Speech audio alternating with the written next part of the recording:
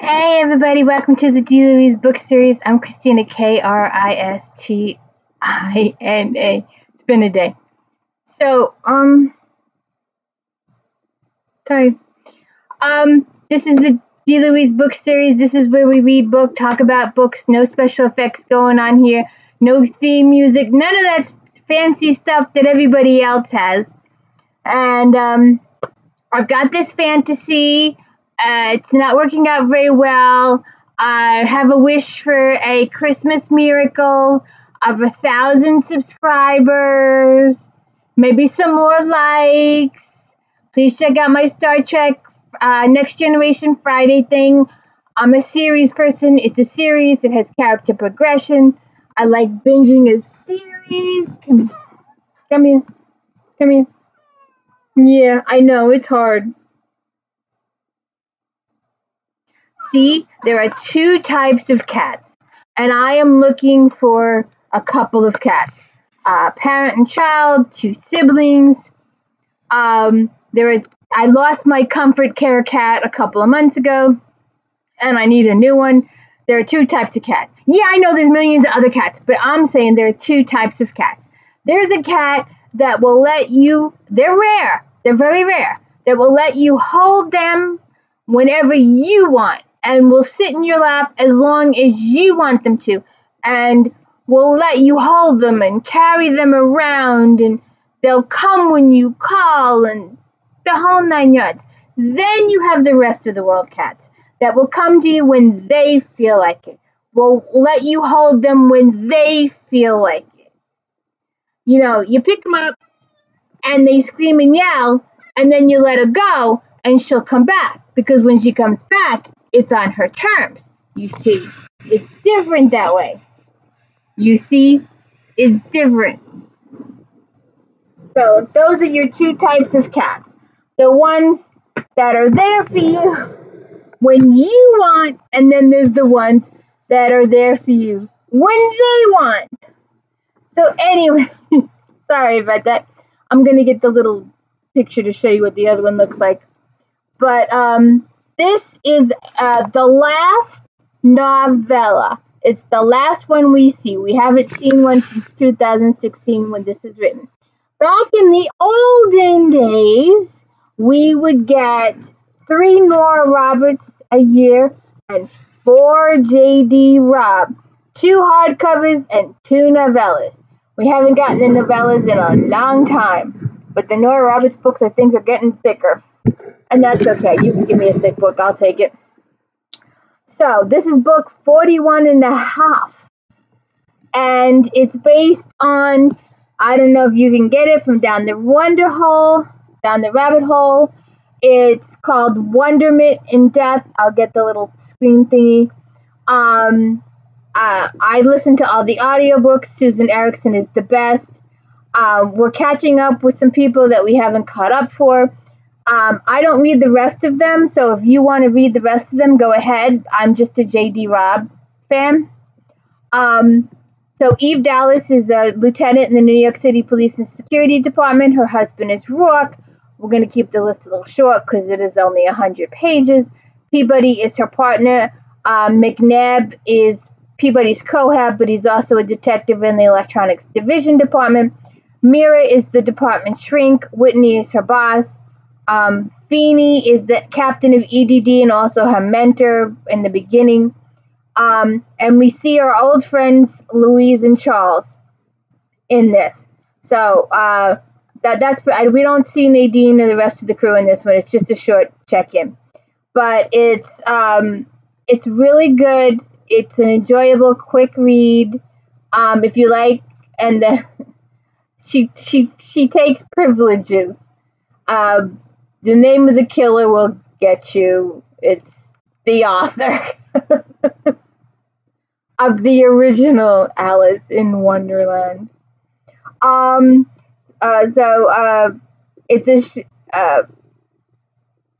me just start. I mean, I cannot do these books without reading them. It's just me. Oh, someone took out my tissue. I just can't. And when I do Janet and my J.D. Robb and my other books, I have to share with you because I have to share my enjoyment with you. So,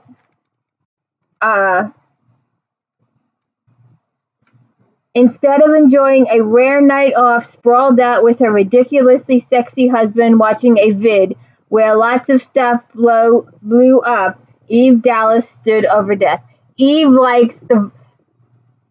Roarke likes the classics. He likes the Agatha Christie pictures. Eve, on the other hand, doesn't really want to get involved in the plot line and just likes to see stuff blow up. And those are her type of action flicks. She pulled rank, a favor for a friend, to take primary on what on the surface struck as a murder-suicide, sibling rivalry taken to extreme. The friend was currently in the kitchen area of the crime scene, the swank Upper East Side penthouse of the late Marcus Elliott Fitzwilliams, with her own pretty, sexy husband and the uniformed cop who kept them in place. So this lady, her parents have passed, and she's mourning terribly. And I've been there, done that. I have lost quite a few people. That is one of the reasons why I go to my J.D. Robb. I consider them my comfort books. Don't ask me why, but they are my comfort books because I get to know the characters and the character progression through the series. And I read Janet too. That's my other comfort series. It's a little lighter, and I hope you are joining me with 30 Days of Janet. We're going through them. 1 for the money, 2 for the dough, 3 to get deadly, 4 score, high 5, hot 6, 7 up, hard 8, to the 9s, 10 big ones, 11 on top, 12 sharp. We're going through them all, so I hope you're joining me with those, and we're going to end with 30-30 after Christmas because it's wrapped and it's under the tree. So I haven't even looked at it or nothing. It's still in the box that it came in. It's wrapped up, and we'll get to that. Please also don't forget Star Trek Fridays. And this week is Clues, but next week I'm anxious to get to it. It's First Contact. Oh, I want to get to it. It's going to be really good with the Vulcans and the Borg and the whole. That's going to take forever. If I could do it live, I would. But anyway, sorry, back to my book. So this lady came home from her doctor's appointment, and that's the clue there. All that creepy stuff that happened. This would be a good Halloween type situation. It's just really creepy. This guy does to these women. But I know you're busy. He glanced over his wall screen and the schematics on it.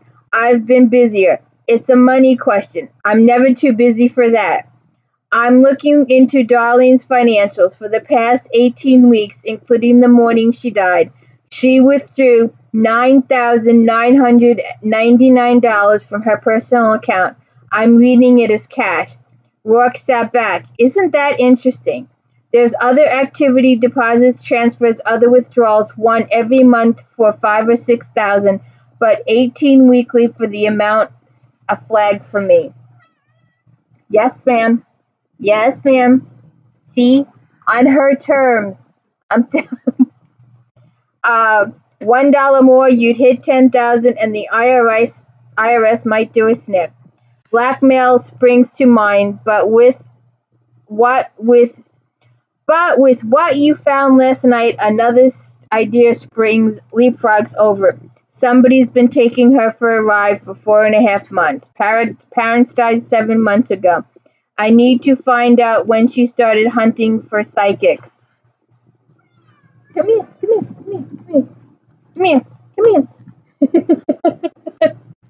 She's being difficult. I lost my place. She's being difficult. I lost my place. But that's what rings. She had another personal account years old. This one she opened it about 5 months ago and not at her usual bank. I'm thinking she was hiding this, just like she was hiding those business cards and pamphlets. I agree. Yes. If you're angling from that to whoever she was paying, somehow pushing her to murder-suicide, why? Forget the bow for a moment. Why, $1 shy of 10 large a week is a very nice income from one source. Maybe she decided that was it. Demonstrating, Eve wiped a finger through the air. Maybe she figured out whoever she was paying was full of shit. Maybe argued, threatened. Could be this bullshit shucker figured out a way to get more if he eliminated her and her brother. So we'll see there. But then she gets the information from Morris. Morris is the medical examiner. And a blend of tea to start. It has chamomile base, harmless enough, but it's laced with other elements, valerian for one. It rang a bell. A sedative, right? Yes, it can be used as one. And peyote. Hallucinogen. Shit, is this like Red Horse? No, I remember that too well, and this wasn't the same. Nothing in this would trigger violence, but there are elements here and other stomach contents. I can't identify. I flagged a top priority for the lab as requested. So if you remember the Red Horse, that's going to be Nadine's next book. Her first pick was the Eye Cove. We should be getting the Red Horse book should be out soon. So then Eve is just calling them scissors. And Peabody, our stalwart,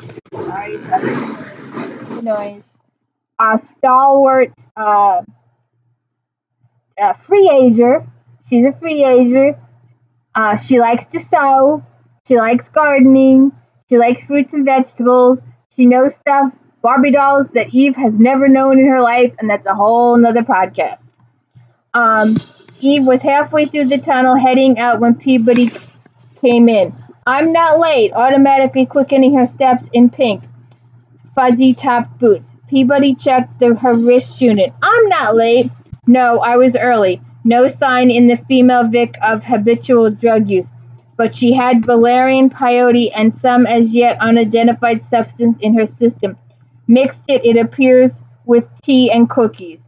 You think somebody drugged her? Murder-suicide takes... Shit, Red Horse! Not according to Morris, not the same, as they could all be grateful for it. Ingested, he believes, she added as they walked out to the car. He's going to crack the whip at the lab so I don't have to. We wait on that. Where did she get the scissors? Shears, Morris called them. Dressmaker shears, Peabody climbed into the passenger seat. Belted up. Dressmaker? Broad term, I guess. I have a pair I use when I'm doing some sewing or a craft project. I went through her residence. I sure didn't see any signs she did the crafty. No signs in the brother's place he'll have use for that sort of tool. And if it didn't belong to either of them, where did she get them? So, and then I just flagged interesting pages. Then they also go another route. In previous books and some of the earlier editions, we had two actually. One was with Mavis. The guy did subliminal messages in his music, and he had gotten Mavis to do some stuff for him, and then he got even Roarke, and that was like really massively low, and Feeney and Mcnabb figured it out, and they solved that case. But then there was a later case where someone was using virtual reality goggles to put ideas in people's minds and cause them to commit suicide there too, or to do stuff for them. So they're referencing that. I'll give you brainwashing, Eve said as she looked for a parking space on Charles and Louise's pretty street. You know, every time I do a vid, she goes off. I'm going to make a whole vid just about her butt. Charles and Louise, he was a licensed companion for many years, and Louise is a doctor, and they met and they fell in love, And Louise did not care that he was having relations with other women, because that's what he was doing when she met him. That was his job, and that's how they both looked at it. But it bothered Charles. It bothered Eve too. Are you messing with my tree, Smokey? Are you messing with? Stop! She's eating my tree. Smokey, Smokey, come here. Come here. Come here. Come get this instead. Come on. Come on. Come on.